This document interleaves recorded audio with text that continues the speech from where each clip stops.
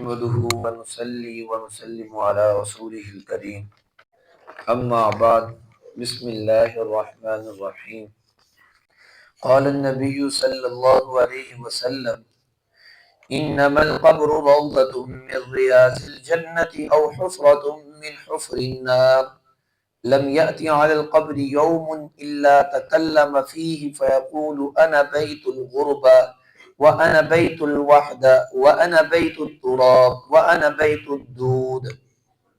میرے محترم بھائیوں اور دوستوں بزرگوں، یہ حدیث مبارکہ کے اندر قبر کے متعلق اللہ کے محبوب علیہ السلام کا ایک ارشاد مبارک ہے۔ در حقیقت یہ دو حدیث مبارکہ ہیں۔ اللہ کے محبوب علیہ السلام نے فرمایا قبر کو مٹی کی ڈھیری نہ سمجھو، یہ قبر یا تو جنت کے باغوں میں سے ایک باغ ہے یا جہنم کے گڑھوں میں سے ایک گڑھا ہے، اور یہ حقیقت ہے، اس میں کوئی شک نہیں ہے۔ جی ہاں، بعض لوگ کہتے ہیں جیسے کہ چست وغیرہ یہ کہاں قبر میں آ گئی، اے جہان مٹھا اگلا جہان کنے ڈٹھا، بولیاں دی بنائیاں ہوئی گلاں نے۔ جیسے کہ ایک اللہ والے سے کسی نے سوال کیا تھا نا، قبر میں سانپ ہیں بچھو ہیں؟ بالکل ہیں، اگر نظر تو نہیں آتے پھر۔ ان کا اللہ والے نے بڑا پیارا جواب دیا، فرمایا انسان کے جسم میں شوگر ہے، شوگر ڈاکٹر بھی کہتے ہیں شوگر ہے، شوگر ہے، فرمایا بالکل شوگر ہے۔ فرمایا ذرا ایک چمچہ چینی تو نکال کے دکھاؤ ذرا اس سے۔ فرمایا شوگر موجود ہے، ہم نکال نہیں سکتے۔ فرمایا سانپ اور بچھو قبر میں موجود ہیں، ہم بھی دکھا نہیں سکتے، بس اللہ کی ذات علی نے پردہ ڈال رکھا ہے۔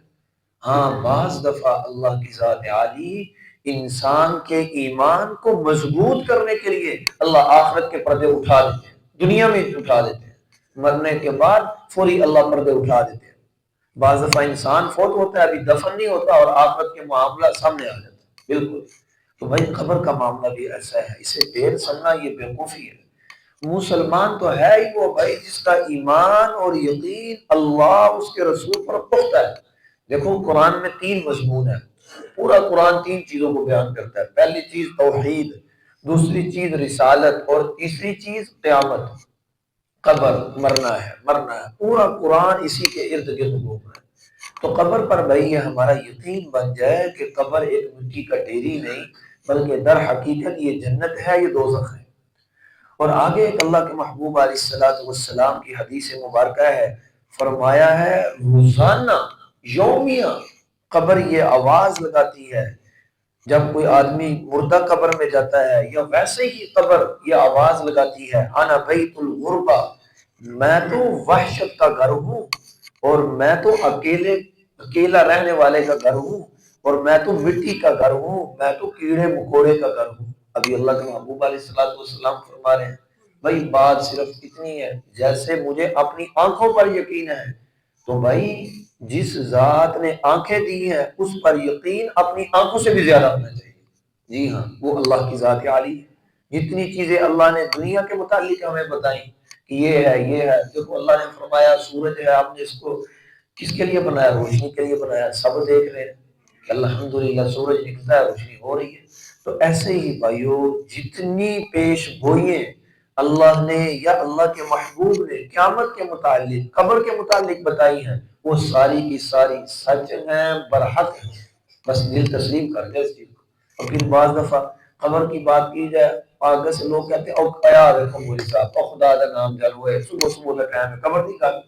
تو بھائی قبر کی بات سب سے بڑی خیر خواہی ہے، صاف بات ہے۔ قبر ایسی چیز ہے کہ انسان کو یاد رہے تو انسان گڑبڑ سے ساری زندگی بچا رہے۔ قبر ایسی چیز ہے، اس لیے جہنم بھی اللہ کی نعمت ہے۔ اگر جنت اللہ کی نعمت ہے نا تو جہنم بھی اللہ کی نعمت ہے۔ دعویٰ دلیل اس پر اللہ کا قرآن ہے۔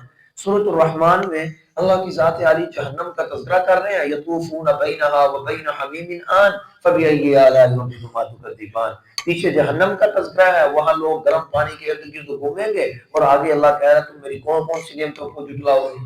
تو بھائی جہنم بھی نعمت ہے، جہنم ایسے نعمت ہے کہ جہنم کا تذکرہ سن کے ہمارا دل ہل جاتا ہے، یار اللہ پکڑی نہ لائے کتے، اللہ پکڑی نہ لائے کتے۔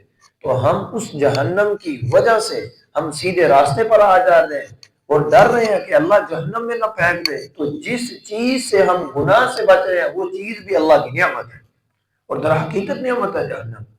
اس لیے بھائیوں قبر پر ہمارا پختہ ایمان آ جائے، اور در حقیقت انسان کی جتنی مرضی بھی زمین ہو محترم، آخری وقت یہی 5 فٹ 7 فٹ کی زمین ہے بس، اور یہ بھی پتہ نہیں ملی ہے یا نہیں ملی۔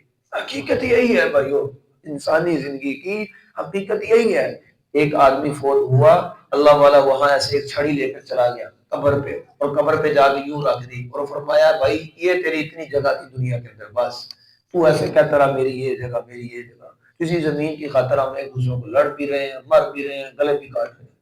اس لیے بھائیوں قبر کی تیاری کرنا، قبر سامنے ہوگی، روزے رکھے جائیں گے، نماز پڑھی جائے گی، زکوٰۃ دی جائے گی، کاروبار میں دیانت دارج ہوگی، اور اللہ کے احکامات کو مانگنے کے لیے، پورا کرنے کے لیے کوئی ہم پر کوئی مشکل نہیں گزرے گی، نہیں یار قبر میں جانا۔ اس لیے بھائی اللہ سے دعا ہے کہ اللہ عمل کی توفیق عطا فرمائے۔